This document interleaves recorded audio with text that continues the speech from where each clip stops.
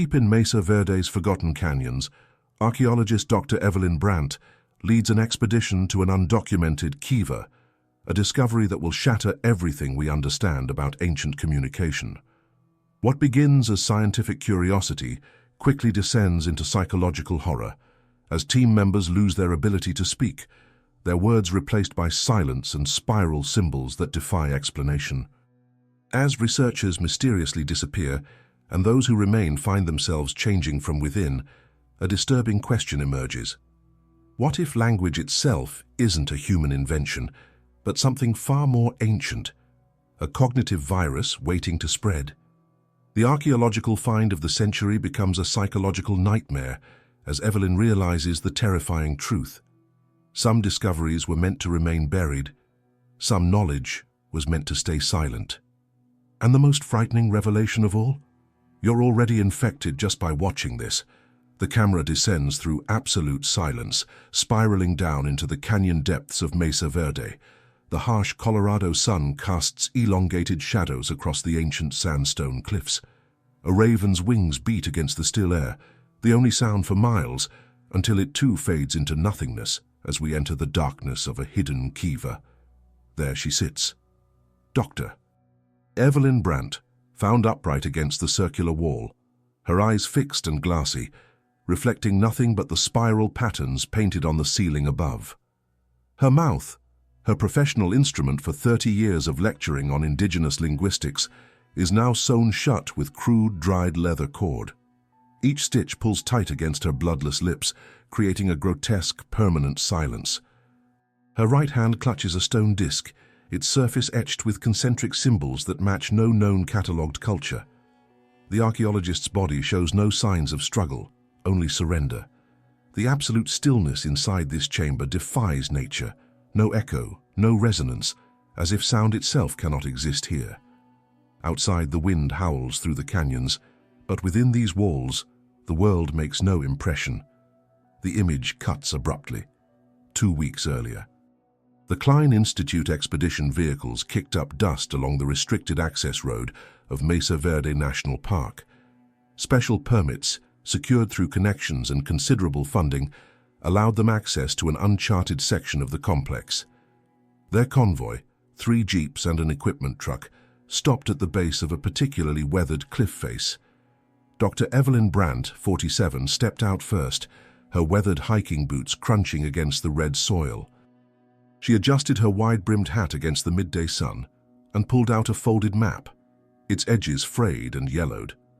The entrance should be approximately 18 meters up, hidden behind that rock formation, she said, pointing to a peculiar outcropping that resembled a human profile in silhouette. According to these maps from Mr. Tsosi's collection, the Navajo collector had approached her 3 months ago with materials that had been in his family for generations, maps that indicated a ceremonial kiva never documented by American archaeologists.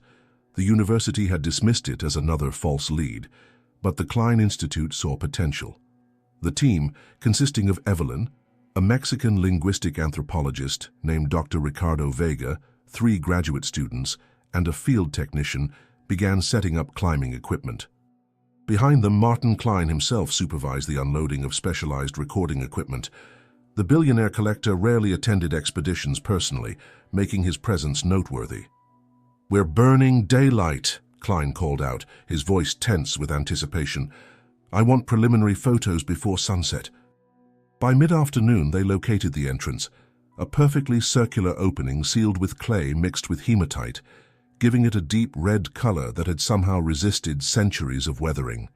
The material's preservation defied explanation. As they prepared to breach the seal, the temperature dropped noticeably. Evelyn felt goosebumps rise on her arms despite the desert heat. She knelt to examine markings etched into the ground, spiral patterns that radiated outward from the sealed entrance. "These match descriptions in Hopi legends," she murmured to Ricardo, who was photographing every detail. They called it the place where speech dies. The graduate student, Noah Chen, recording ambient sound for documentation purposes, frowned at his equipment. "Dr. Brandt, I'm getting unusual interference here." He adjusted his headphones, some kind of low-frequency hum. When they finally breached the seal, the air that escaped carried no scent. If anything, it seemed to absorb the smells around it.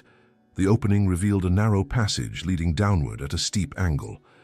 Evelyn led the way, her headlamp cutting through darkness that seemed unusually dense. The walls narrowed, forcing them to proceed in single file. Their footsteps produced no echoes. When Noah checked his recording equipment again, his expression tightened. "The microphones are only picking up static," he whispered, his voice sounding flat and lifeless in the passage. After 20 meters of descent, the passage opened into a perfectly circular chamber. Their lights revealed a kiva unlike any documented in the southwest. The traditional sipapu, the hole representing the place of emergence in Puebloan cosmology, was absent. Instead, the entire floor featured a spiral pattern radiating from the center. The walls displayed figures painted in ochre and black, human forms with their mouths closed by red lines, their eyes replaced with the same spiral pattern that dominated the architecture. No animals, no natural elements, only these silent, staring figures. "This doesn't conform to any known ancestral Puebloan iconography," Ricardo said, his voice unnaturally muffled despite the chamber's acoustics, which should have carried sound clearly. Evelyn approached a section of wall where a stone panel had been inserted. Unlike the surrounding sandstone, this panel appeared to be basalt, volcanic rock not native to the region. Its surface was covered in etched symbols arranged in concentric circles. When her fingers touched the cool surface, a vibration passed through her hand, up her arm, and seemed to settle behind her ears, a faint buzzing that made her temples throb. For just 3 seconds, she heard her own voice speaking words she didn't recognize in a language she couldn't identify. She jerked her hand back, startled. "Did you hear that?" The others looked at her blankly. Noah had his camera pointed directly at her. "I didn't hear anything, Dr. Brandt." "Check your recording," she insisted. He reviewed the footage immediately. The video showed Evelyn touching the panel, her mouth moving as if speaking, her eyes widening in surprise, but the audio track contained nothing but persistent static.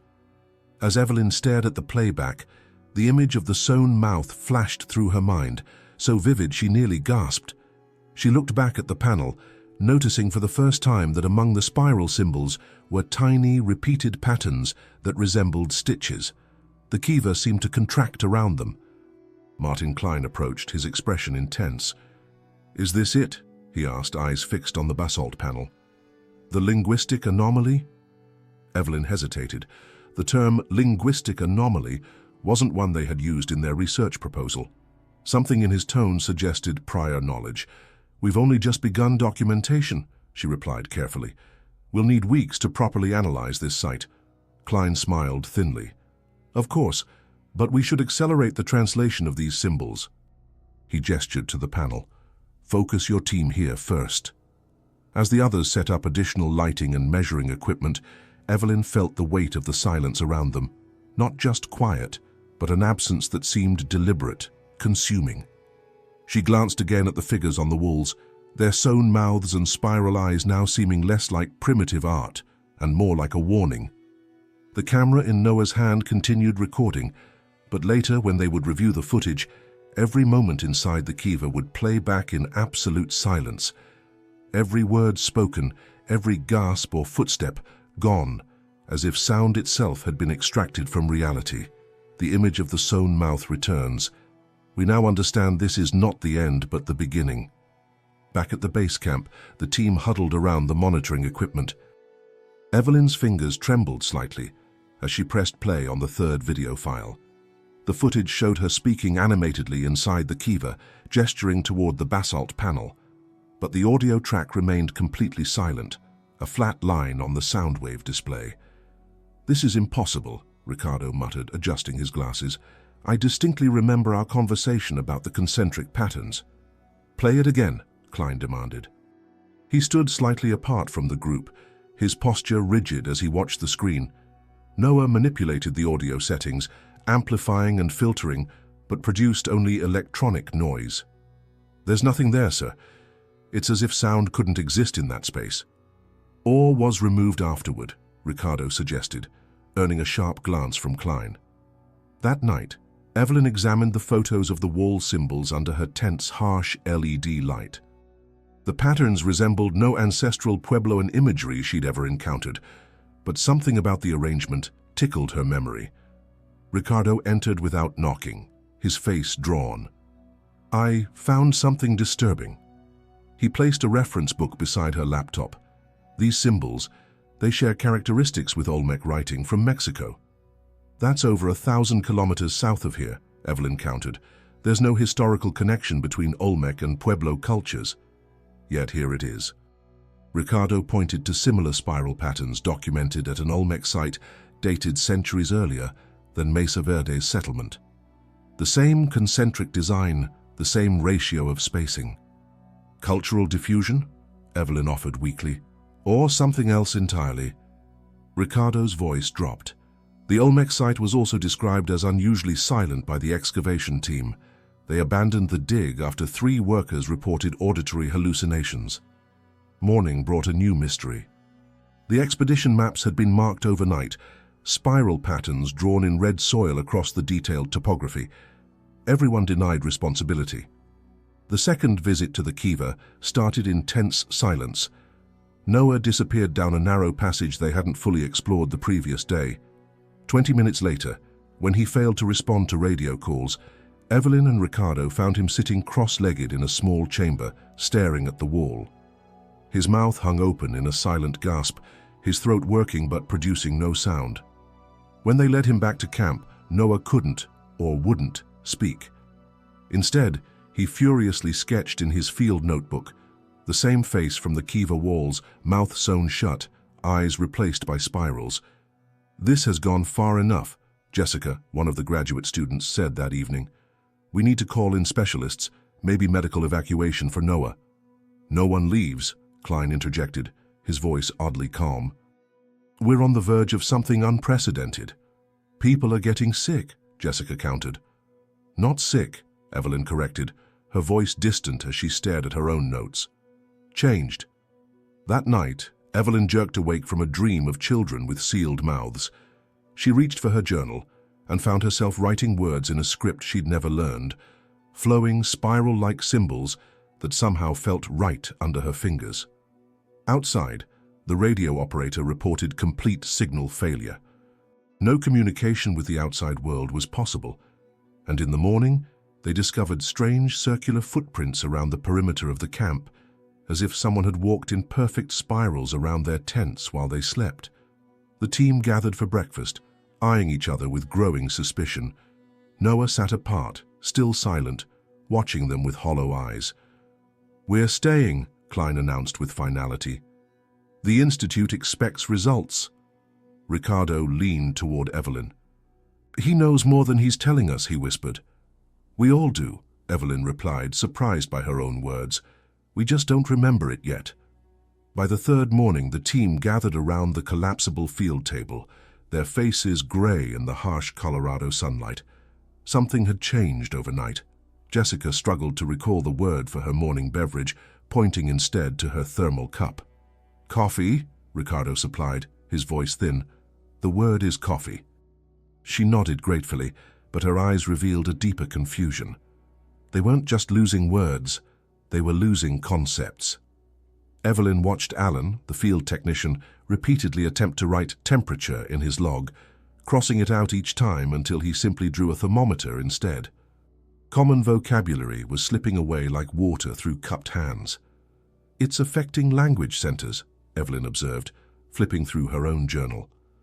The pages had transformed overnight, her meticulous notes now interspersed with spiral patterns and fragments of what appeared to be Zuni, Hopi, and languages she couldn't identify. Selective aphasia. When she tried to explain this to Jessica, Evelyn found her own voice fading mid-sentence, as if the sound was being absorbed by the air itself.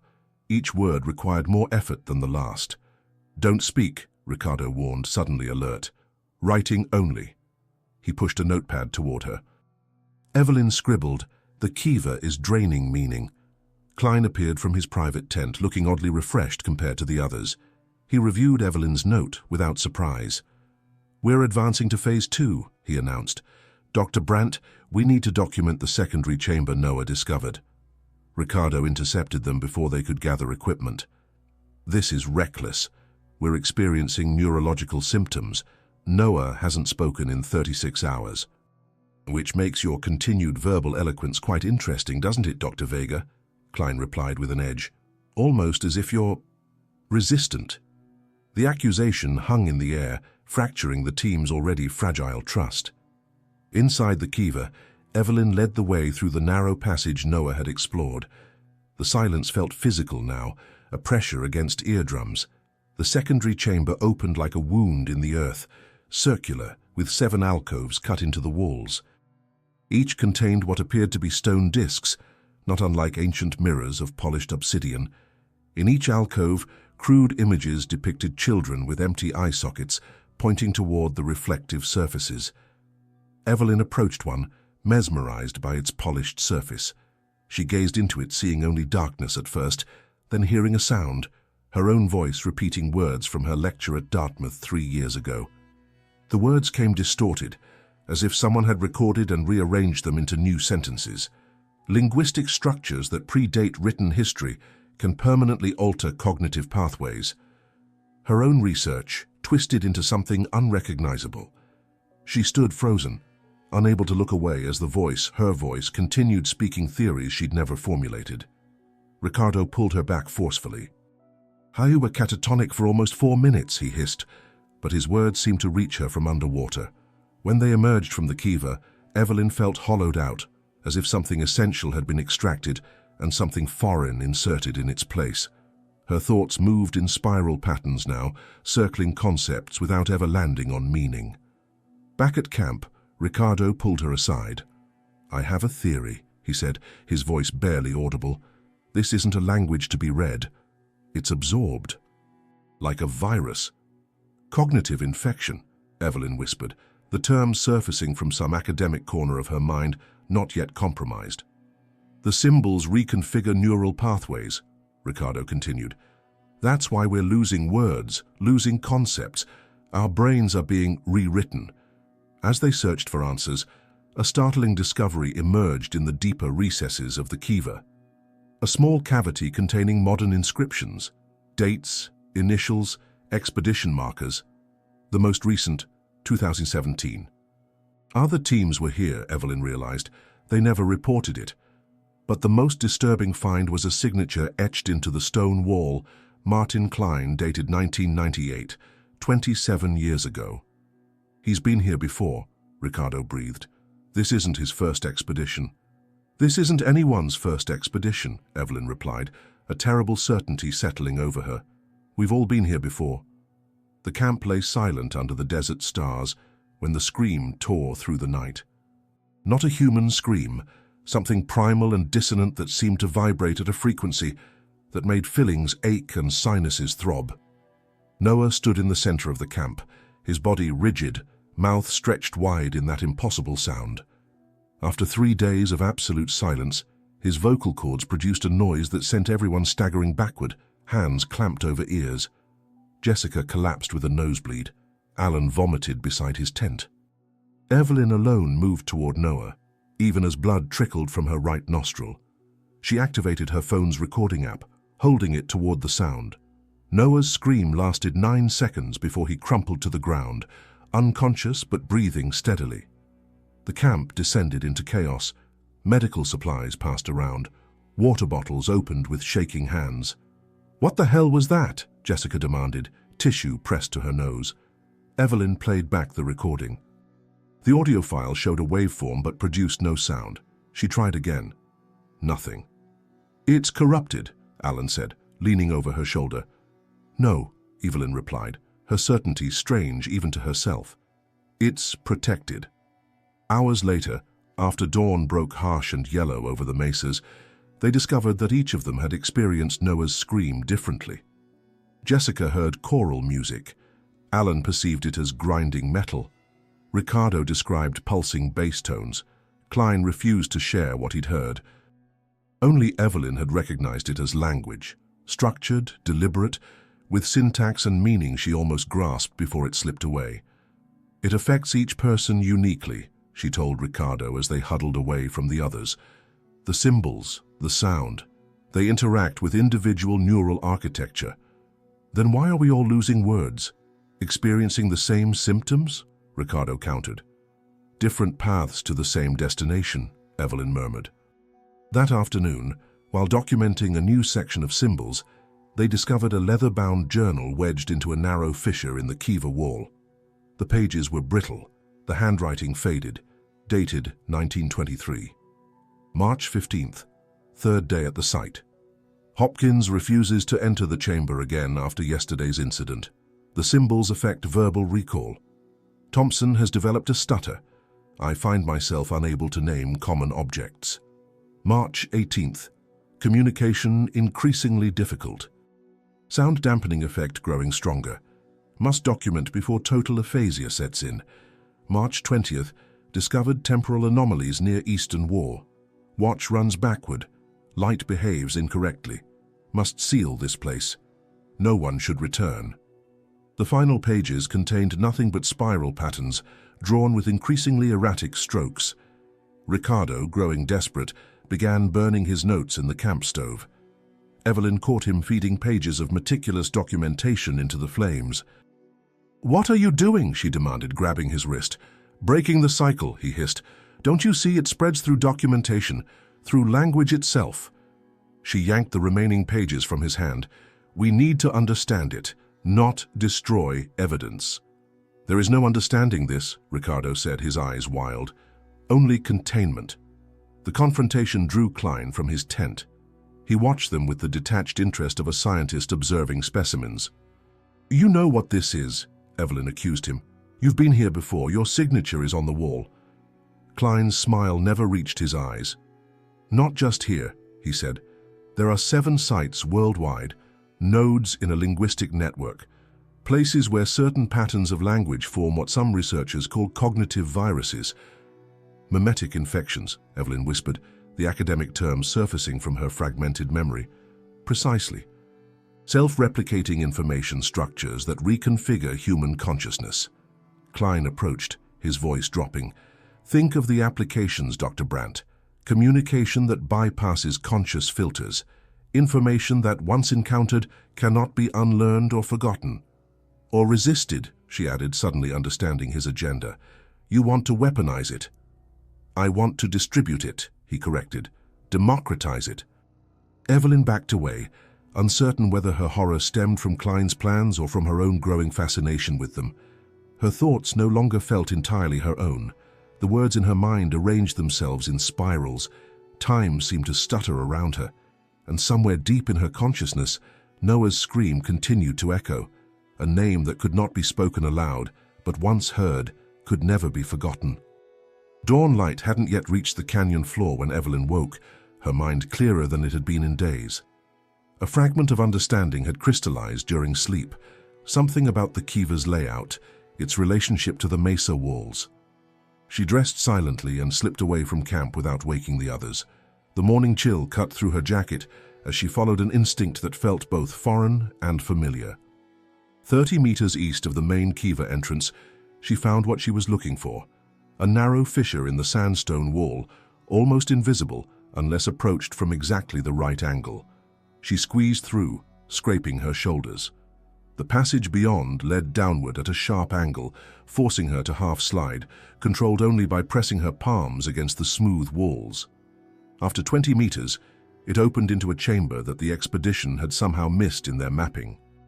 Her headlamp revealed a circular room smaller than the main kiva. Around its perimeter, positioned at regular intervals, ceremonial masks unlike any in museum collections. Each was carved from wood darkened by centuries, featuring elongated faces with wide, unblinking eyes. Every mask had the same distinguishing feature, mouths covered by intricately woven fiber cords.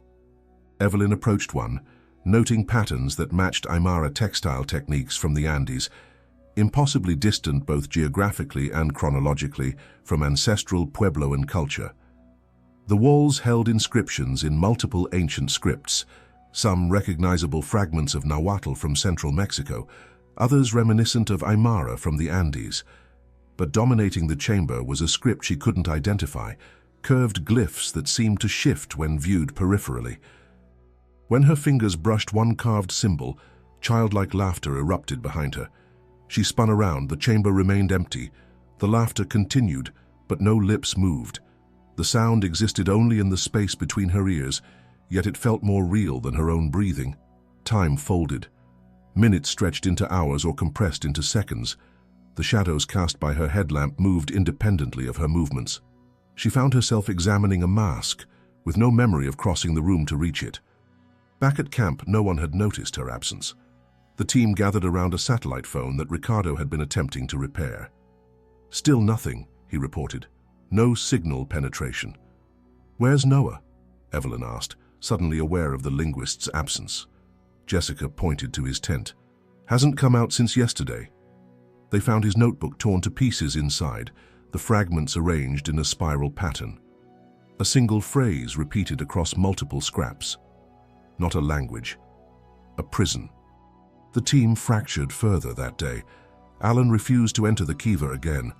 Jessica documented everything obsessively, filling notebook after notebook with increasingly unintelligible writing. Klein watched them all with clinical detachment. Inside the main Kiva, Evelyn noticed a subtle change in the acoustics. The previous absolute silence had transformed into something more unsettling, an active absence, as if sound was being continuously extracted from the air. She caught Ricardo staring at her, his gaze fixated on her eyes. "What?" she demanded. "They're changing," he whispered. "Your pupils. The pattern." She checked her reflection in her phone screen. Barely perceptible spiral patterns had formed in her irises, only visible in certain light but undeniably present. The same patterns appeared in Jessica's eyes when she returned from collecting samples. In Noah's, too. Only Ricardo and Klein showed no physical signs of transformation. That evening, the drone they'd sent to map the cliff face returned with footage that defied explanation.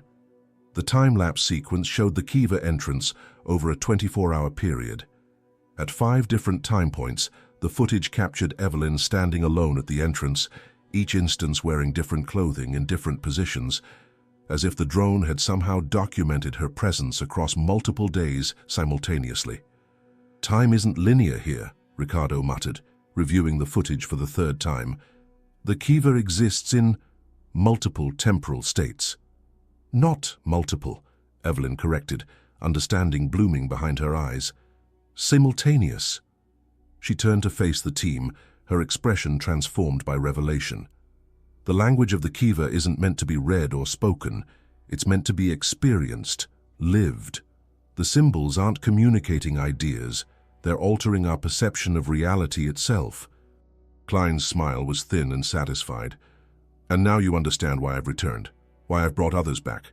The cycle only ends when someone completes it." "Or when someone refuses to speak," Evelyn whispered, the image of the sewn mouth suddenly terribly clear in purpose. Pre-dawn light filtered through the canyon as Evelyn stuffed her backpack with research materials. Her hands moved with deliberate precision, selecting only the essential documentation. Her journal, Noah's sketches, the memory cards from the cameras. The camp lay silent around her. Jessica and Alan slept fitfully in their tents, while Ricardo kept watch at the perimeter. Inside the main Kiva, Noah sat cross-legged, tracing spiral patterns in the dust. His eyes, now permanently altered with faint concentric rings, tracked invisible movements in the air. 2 other team members, graduate students whose names Evelyn could no longer recall, methodically inscribed symbols onto the sandstone walls, their movements mechanical and synchronized. She couldn't save them. That realization had crystallized during the night, cold and absolute. Evelyn slipped past Ricardo, who nodded once without speaking. Their silent agreement hung between them. One would escape, one would remain to observe. She didn't look back as she navigated the narrow trail leading to the base camp 2 kilometers away. The jeep keys felt unnaturally heavy in her pocket. The world beyond the excavation site seemed distant, almost theoretical, a concept rather than a reality. Each step away from the Kiva felt like moving through progressively thickening liquid. Twice she found herself inadvertently turning back, drawn by some invisible tether. The base camp stood abandoned. No staff. No equipment beyond what they'd brought up to the excavation. The radio operator's station was empty, the logbook open to a blank page. The date at the top, 4 days earlier than Evelyn's internal calendar insisted it should be. She started the jeep, her movements automatic.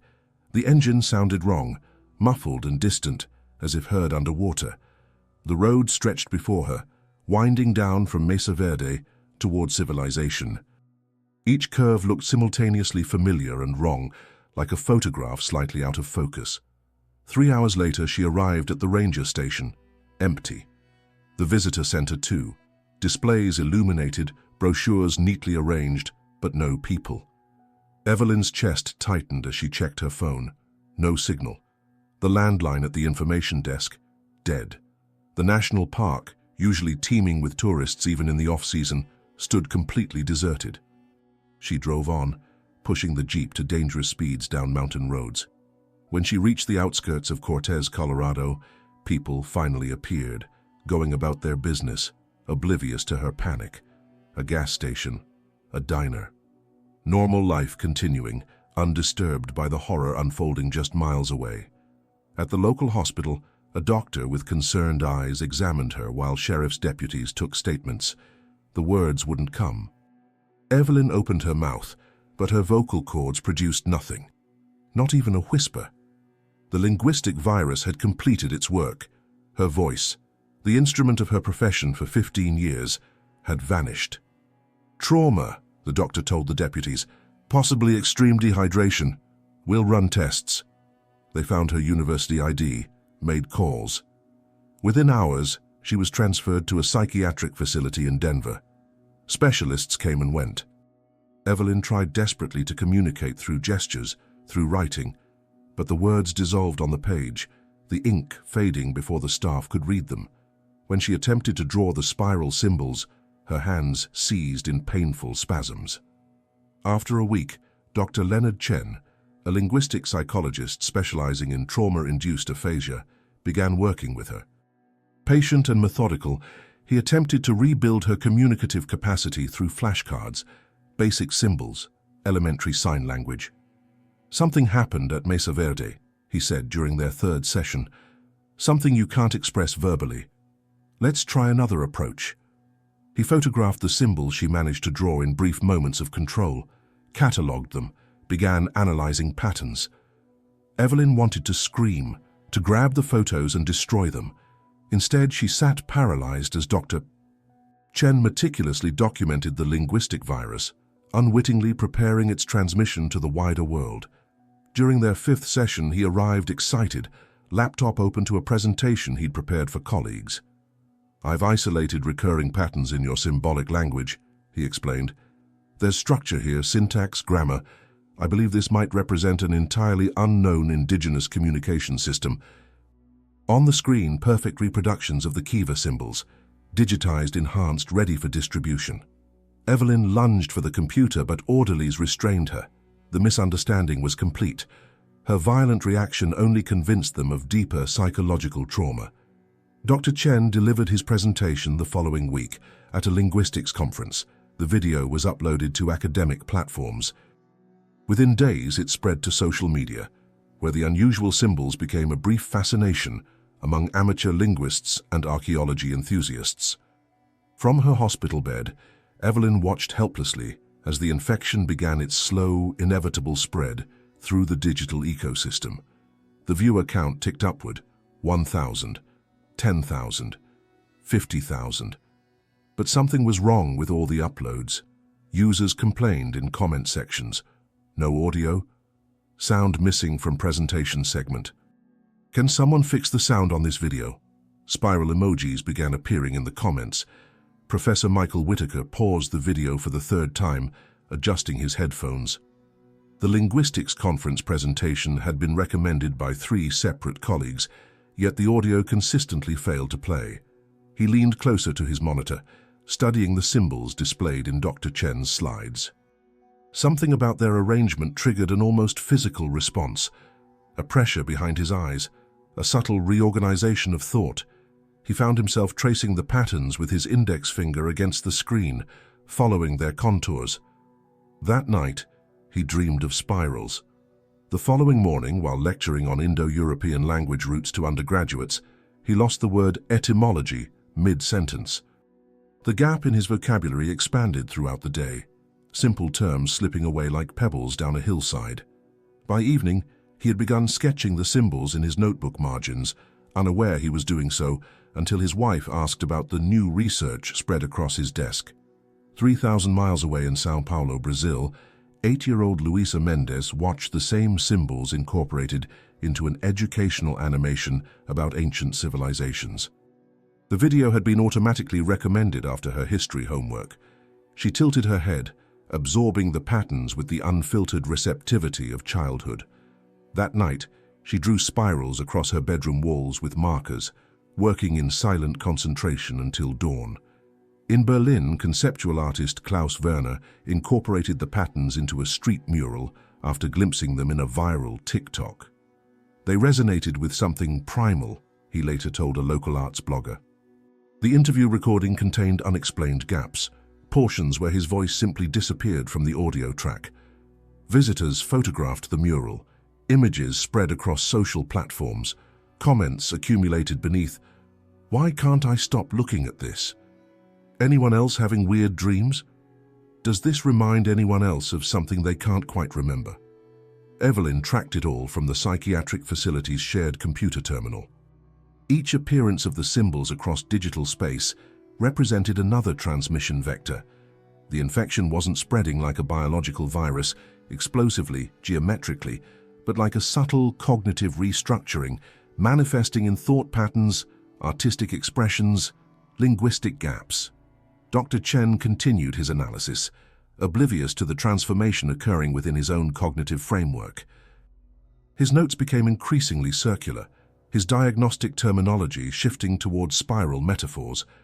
During their sessions, Evelyn noticed the faint beginnings of concentric patterns forming in his irises, the physical manifestation already taking hold. 3 weeks after his presentation, Chen brought a colleague to their session, a neurologist specializing in language processing disorders. They discussed Evelyn as if she weren't present, their conversation punctuated by growing pauses as words momentarily escaped them. "The functional MRI shows unusual activity in Broca's area," the neurologist explained, displaying brain scans on his tablet. "And here in the visual processing centers, something I've never seen before, neural pathways literally reorganizing in real time." Chen nodded. "Not pathological, transformative." The neurologist pointed to circular patterns in the brain activity. "Whatever this is, it's spreading through the hospital staff. 3 nurses on this floor have reported similar symptoms, word-finding difficulties, visual processing anomalies." Evelyn watched their academic fascination with detached horror. They weren't fighting the infection, they were documenting it, facilitating its spread through the very act of observation and analysis. The pattern was perfect in its simplicity. Curiosity led to exposure, exposure to transformation, transformation to transmission. A maintenance worker entered the room, installing a new bulletin board on the ward wall. Evelyn noticed his uniform patch, the hospital logo subtly redesigned with a spiral motif. "Decorative update," he explained when the neurologist commented on the change. Management wanted something more engaging. That evening, patients gathered in the common room for art therapy. Without instruction or coordination, 5 of them began drawing identical spiral patterns. The psychiatric staff observed with clinical interest rather than alarm, taking notes on this shared delusion phenomenon. From her window, Evelyn could see the hospital's main entrance. A new decorative element had been added to the door, a spiral design etched into the glass, disguised as modern art. Everyone who entered would see it, process it, begin the transformation. In her silent isolation, Evelyn smiled for the first time since Mesa Verde. There was no longer any point in resistance. Language, humanity's greatest creation, had been weaponized against itself. The oldest form of transmission, older than writing, older than civilization, symbol to eye, to brain, to behavior. She closed her eyes and heard, or perhaps felt, the echo of Noah's impossible scream.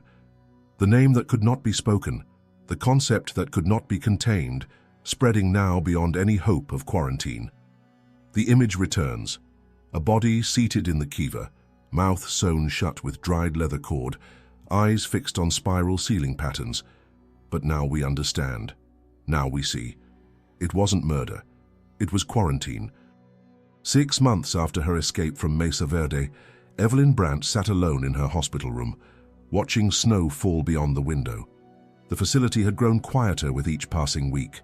Fewer voices in the corridors. Staff communicated increasingly through gestures, written notes, or not at all. Patient therapy sessions conducted in silence, with drawings replacing verbal expression. Dr. Chen hadn't spoken in 23 days. His diagnostic notes had evolved into intricate spiral patterns that somehow conveyed more precise meaning than words ever could. The hospital administration called it a communication disorder outbreak in their last press release before public statements ceased entirely. Evelyn's door opened without a knock. Martin Klein entered, immaculate in a tailored suit despite the snowstorm outside. His eyes, still normal, still lacking the spiral patterns, assessed her with clinical detachment. "They're reopening the site," he said without preamble. "National Science Foundation funding, research into anomalous archaeological linguistics. Your replacement as lead researcher arrives next week." Evelyn stared at him, her face expressionless. "The cycle continues," Klein added, "just as it has for centuries. Different disciplines, different explanations, shamanic practices, mass hysteria, neuro-linguistic programming, but always the same pattern." He placed a tablet on her bed. "Your work is spreading beautifully." The screen displayed analytics for Chen's presentation, 2.3 million views across platforms, comment sections filled with spiral emojis, universities worldwide reporting isolated cases of communication anomalies among linguistics departments. What had begun as academic curiosity was now manifesting in altered institutional logos, architectural designs incorporating subtle spiral elements, children's educational materials reorganized around concentric patterns. Not obvious or alarming, just persistent, spreading through the foundation of human information exchange. "I'm leaving the country tonight," Klein continued. "The other sites require monitoring: Peru, Mongolia, Western Australia. The network is activating simultaneously for the first time in recorded history." His voice held something like reverence. "We always thought language was a tool we created. We never considered it might be using us." He moved toward the door, then hesitated. "One question has always bothered me. When previous researchers discovered the danger, they sealed themselves in, stitched their mouths closed to contain the spread." He turned to face her. "Why didn't you?" Evelyn's lips curved into a smile that never reached her eyes. 2 days later, she vanished from the facility. Security footage showed her walking calmly past unresponsive guards through unlocked doors into the winter night. No alarms sounded. No pursuit was organized. Her absence generated no paperwork. Camera feeds captured her final journey, a solitary figure traveling west by bus, by hitchhiking, finally by foot. The Mesa Verde Ranger Station, still mysteriously understaffed, recorded no visitors the day she returned. The motion-activated cameras within the restricted research area documented her ascent to the Kiva entrance, now unsealed and marked with official research signage. Inside, she found what she expected: the chamber unchanged, waiting. The symbols on the walls seemed to pulse with recognition. She removed a curved bone needle and leather cord from her pocket, items acquired during her careful, silent preparations. With methodical precision, she stitched her own lips together, sealing the infection within herself. The pain was secondary to purpose. Blood trickled down her chin as she completed the final stitch, then seated herself against the circular wall, positioned precisely as the first body had been found. And there she remained, silent guardian of a doorway that should never have been opened. But someone would open it again. The cycle would continue. Each research team, each curious explorer, each academic seeking knowledge, all would find the symbols, begin the transformation, continue the spread. 3 weeks later, a 12-year-old girl in São Paulo, Brazil, posted a TikTok video. The 60-second clip showed her drawing spiral patterns while laughing silently. No audio accompanied the video, despite multiple user reports and platform investigations. Technical analysis revealed no issues with the file itself. Sound simply refused to exist within that particular digital space. The video accumulated 7 million views in 24 hours. The comment section contained no text, only spiral emojis repeated endlessly down the screen. In her hospital room in Denver, Dr. Chen stared at the silent television broadcasting live footage from the Mesa Verde research project. No audio accompanied the transmission. None was needed. The images spoke volumes, researchers examining the kiva, documenting symbols, beginning their own transformation. A final caption appeared across the screen. "You understood, now try to forget." What would you have done in Evelyn's position? Would you have sealed the knowledge away, stitching your own lips shut to protect humanity from a truth too dangerous to share? Or would curiosity have compelled you forward, unable to resist the allure of discovery regardless of consequence? Perhaps the most unsettling aspect of this story isn't the ancient kiva or the mysterious symbols, but what they reveal about our relationship with language. We consider communication our greatest achievement, the foundation of civilization itself. Yet we rarely question whether the words we speak use us as much as we use them. The patterns that shape our thoughts, that determine how we perceive reality, are they truly of our own making? If you found yourself haunted by these questions, if this journey into the psychological depths of archaeological horror resonated with something primal within you, consider sharing this video with others who appreciate the darker corners of human inquiry. Subscribe for more explorations into historical mysteries that challenge our understanding of reality. And remember, some knowledge changes you forever, and you've already begun the transformation.